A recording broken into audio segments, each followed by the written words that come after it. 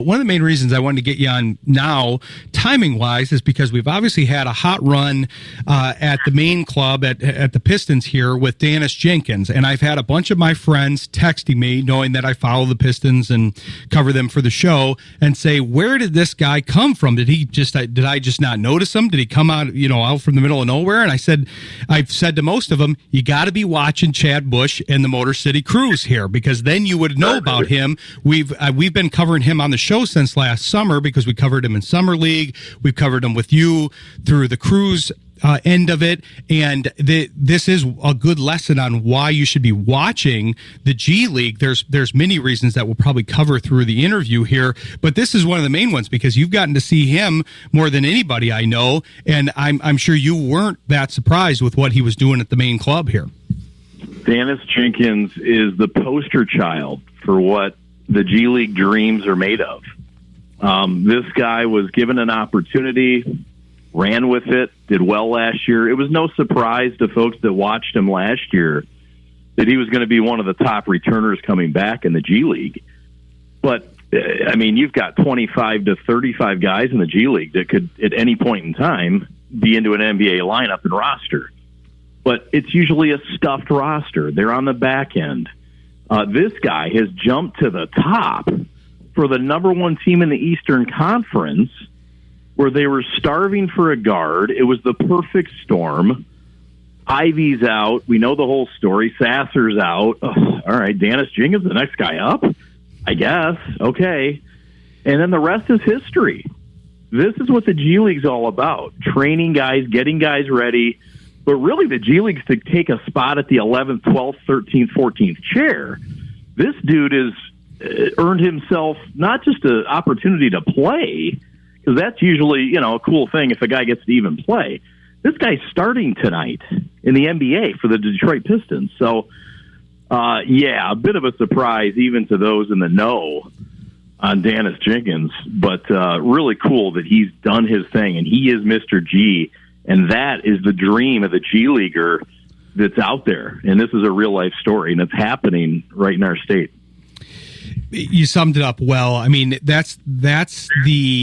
That sums up the journey of the G League very well, because I was watching one of your broadcasts here the other day, and it was against the Herd, and you were talking about, I want to talk about the Herd side of it a little bit in a minute, but I believe at one point, I think it was another game I was watching, but at one point I think the Crews had 3 guys that were basically tryout guys that had made the team via tryout. So the idea that you can make this team via an open tryout that I don't think a lot of people are even aware happens, and then that no, it wasn't Daniss Jenkins that made it that way, but some quality players have made the team that way, and then you also have players off the same team that could be thrust into the lineup like Daniss Jenkins.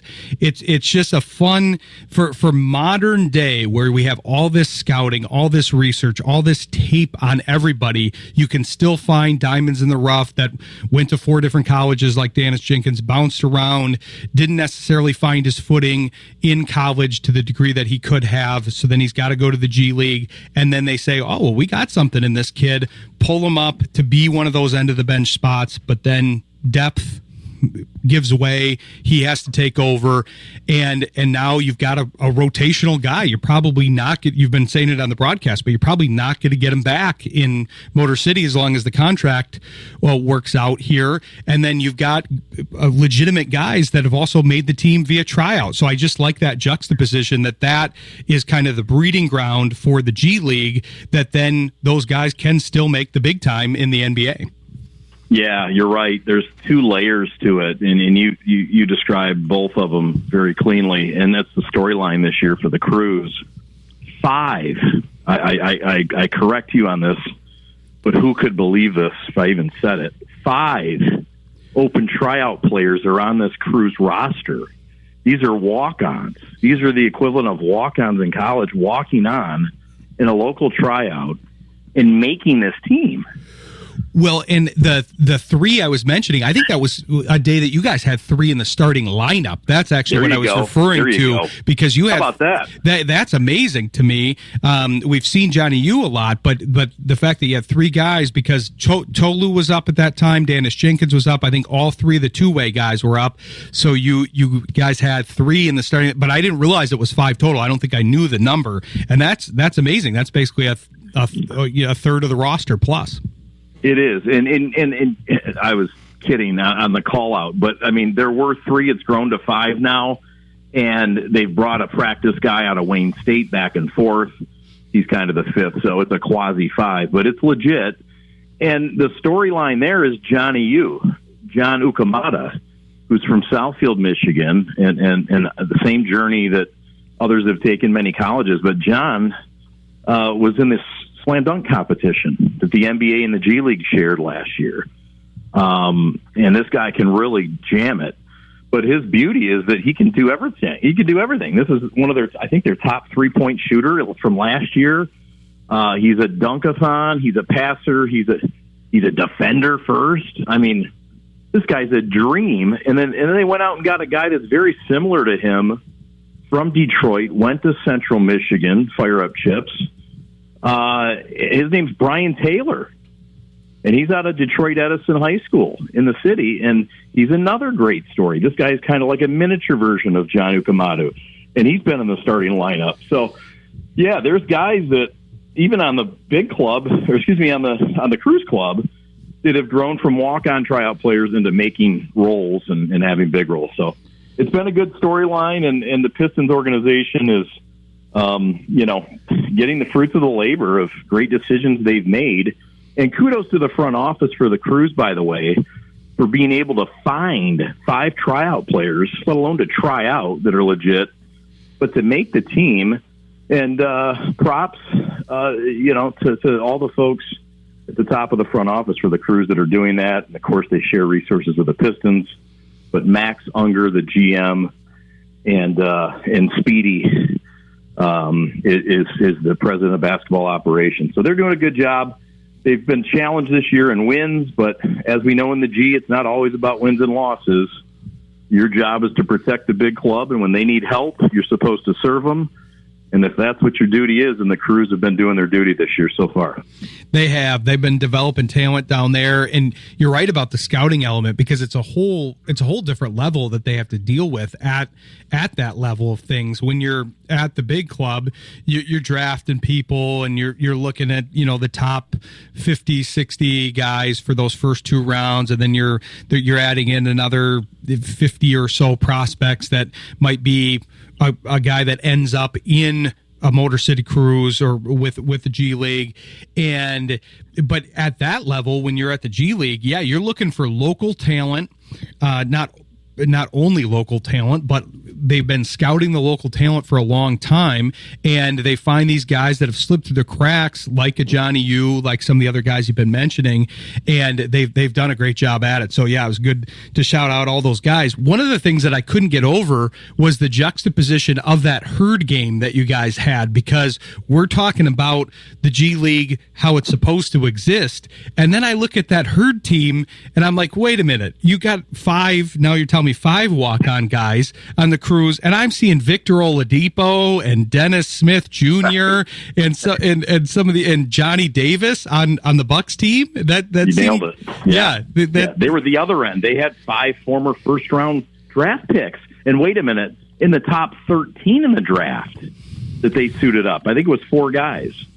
So no, you're right. You could that's what the G League's all about. Guys that mix and mash, and everybody's got a story, and nobody on that roster should ever be under thought of, because they're always a threat. It's a crazy fun league, and I know you're close to the rival the Grand Rapids Gold, who are on top of the G Central Division right now. So exciting times in the G, no doubt, in the state of Michigan. I know I have a harder time going out to see the Gold, even though I am a big basketball fan and big G League fan, big basketball at every level. Basically, I am a basketball junkie, but the idea that we don't have the Detroit team here anymore makes way more sense where you guys are. It really does for them to move over there. I'm glad we still kept a team, but they also don't have the same thing. I mean, man, this occurred during COVID. I remember when they were trying to shuttle guys and guys were getting excluded from games and testing positive and not able to be in the lineup, that Denver couldn't do anything because their team was here. When Detroit has Motor City Crews right there, they can just send a car for somebody and have them over there in a jiff. But yeah, Denver's not getting anybody from Grand Rapids in any quick amount of time here. No, they're not. And it's even better than that. They literally cross the court at the Pistons Performance Center. They share the same headquarters. Actually, the Crews, of course, not as big of a luxurious locker room in that facility, but they do share it. So yeah, it makes transactions very easy, and you never know. You never know when somebody's popping down or popping up, and yeah, the fact that the Denver Nuggets are the team that claims the team in Grand Rapids, yeah, somewhat of a disadvantage there. But it's nice that it's created somewhat of a rivalry, a little bit within state. So, yeah, a lot of fun times in the G League, Ryan. Yeah, that's a rare G League instance there that you can have a rivalry in the same state, and I'm glad, especially as Grand Rapids, we have minor league teams here, and so to have a G League team here is nice to accompany the AHL team and the single A club in baseball. So and maybe an indoor football league team. We're not sure where we stand there, but soccer for sure coming. So yeah, it's nice to have that rivalry, and I like watching the Crews, especially watching your broadcast. But we've got to take a quick break, but we're going to come back with Chad Bush and talk about kind of the other side of the prep here and talk about what else he has going with the business and the other broadcasts that they've been putting on. So stick with us. You're listening to Sports Intel on Jethro FM. Coming back here with Chad Bush of the prep and the Motor City Crews.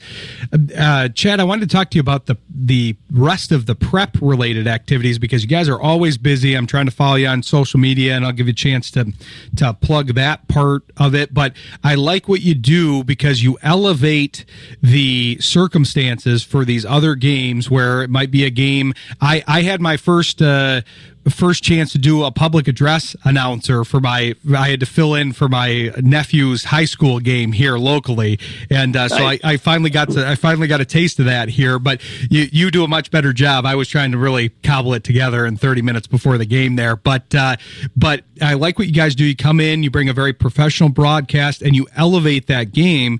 And we've talked about that in previous interviews, but it gets an experience where the kids don't forget that. They don't forget when their game was on TV and on national broadcast, and had these professional broadcasters that are also doing the Motor City Crews and other things. And so I wanted to get your feel for how that's been going and what the schedule's been like here and some of the things that are coming up.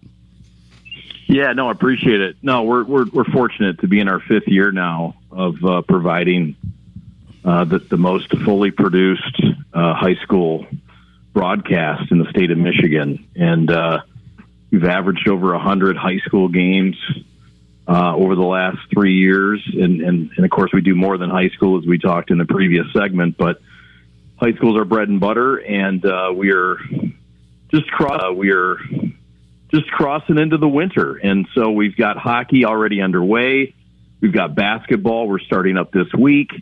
We will have basketball coverage at the Gotta Get It Classic in East Kentwood, and that is coming up in January. So there will be 5 or 6 games that day.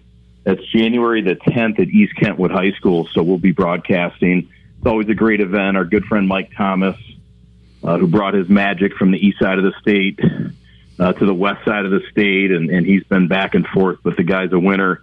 Yeah, we love to broadcast high school games. We have a passion for it. We believe these kids deserve a platform that they can be proud of, where they can get a professional experience. It doesn't have to be that 1% that gets to a state title game to get a professional broadcast.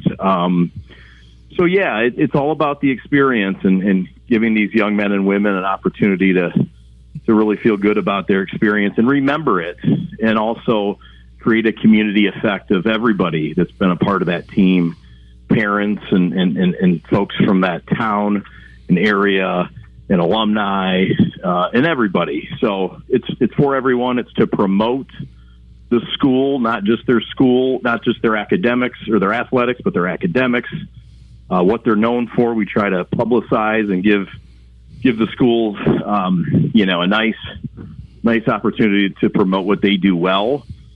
And we try to add graphics and headshots and give everybody a starter graphic and really kind of go over the top from what these high school kids are used to getting with this kind of coverage.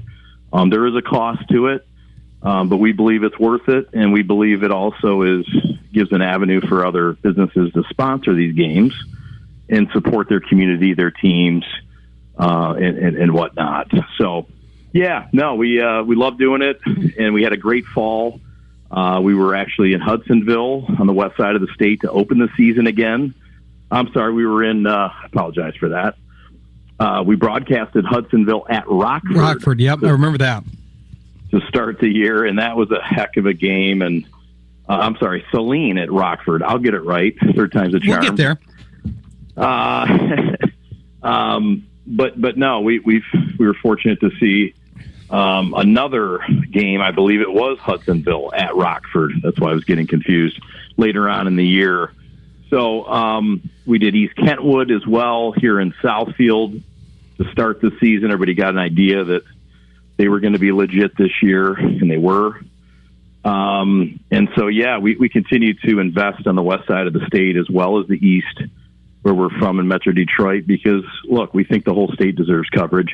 We're extending to mid-Michigan a little more this year as well. So, we love doing what we do, and we are very grateful that we get the support of coaches, athletic directors, booster programs, and local businesses to help support these live professional broadcasts that bring these kids' esteem just a little bit higher. It's a great cycle that you create with this, because like you said, you integrate into the community, and then the kids get the benefit because they're on a broadcast, they get highlighted. Like you said, all the aspects of the school get highlighted, so that includes the teachers and the administration there. But it also gives, that's really what these sports start out as, is a lot of them are sponsored by local businesses, and then once you get to the high school level, then it's a little bit different. There's still some sponsorship opportunities there depending on the school, but it used to be that it was the baseball team sponsored by the local pizza place or what have you, and that's how it kind of starts, and then that fades away some. But these businesses still want to help out the community and want to be tied to the sports, and sports are an integral part of the community. So I like that you kind of reinitiate that cycle back to how it once was, or how it begins, and then reconnect that, because like you alluded to, Chad, it goes beyond just that one instance. It's not just, we came here for one game and now it's over. No, that'll have a lasting effect in that area. Exactly. Yeah, we're trying to build relationships, and we're trying to also, build multiple programs and try to give everybody a taste of what this is all about. And so, yeah, no, you're spot on there. It's a community effort, and we also try to spotlight the businesses and give them, some extra exposure that they wouldn't.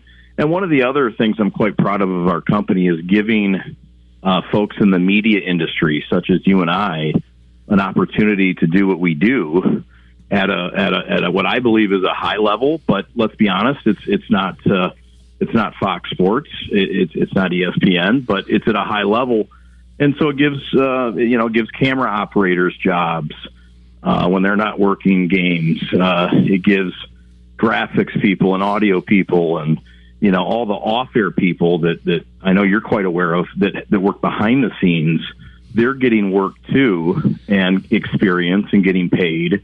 And so I believe we've also added and given the workforce a lot of opportunities for reps to make money and to, be a part of something that's a professional broadcast, but yet they don't have to make it to the bigs yet to get the, ESPN or whatnot. So I'm proud of the fact that we have 55 employees as of today that rotate in and out of games all season long. So I like the fact that we're helping the broadcast production community in Michigan, and especially here in Detroit. And we have several workers in Grand Rapids as well that we call upon when we're on the west side. That's a great point, because it's kind of like the comparison we were making with Daniss Jenkins and having a place in the G League to be able to then launch into the NBA and have the opportunity. A lot of these people have the ability, but they don't necessarily have the opportunity. You can't just launch into, okay, I want to be a cameraman for the NFL. Okay, well, that's a great goal, but you're not going to be able to start there. You're going to have to work your way up. But what are those opportunities to work your way up? How do I get from I'm recording things in my backyard to I'm a professional cameraman for a professional sports league? And it's nice that there's more opportunities in the in-between to hone your skills, add to your resume, and then build up so that you do have the confidence and meet the requirements necessary to be a professional in whatever that individual career path is within the broadcasting field. No doubt. And, to add to that, we also believe in giving high school students an opportunity to be on our crew and to come on and intern. We have a relationship with Redford Union. We speak to them once a week. We talk to them. We've offered them internship opportunities. We're working on a bowling broadcast together. And at every school we go to, hey, is there a student that has an interest? Would they like to shadow? We're not going to throw them on camera one for, Catholic Central St. Mary's, but they might be able to sit back and watch and learn and soon enough get a shot to get in the game and get some reps. So you're right. We're all kind of, and I put myself in that category. We're all kind of in the G League, so to speak, trying to get more reps, trying to get better, and trying to, of course, be our best, just like you and I are doing. So we try to offer that to the high school kids that are also working to try to find out if it's something they might want to do. But we do give those opportunities to them, but we're not also going to put them in a spot where they're going to get embarrassed if something doesn't go right, because our expectations are a little different because folks are paying for this. So we also got to be cognizant of that too. But I really love the fact of giving opportunities to kids and to young professionals that otherwise really wouldn't have that work. Is great. Yeah, I like that you're doing this. I like that there's more opportunities for everybody.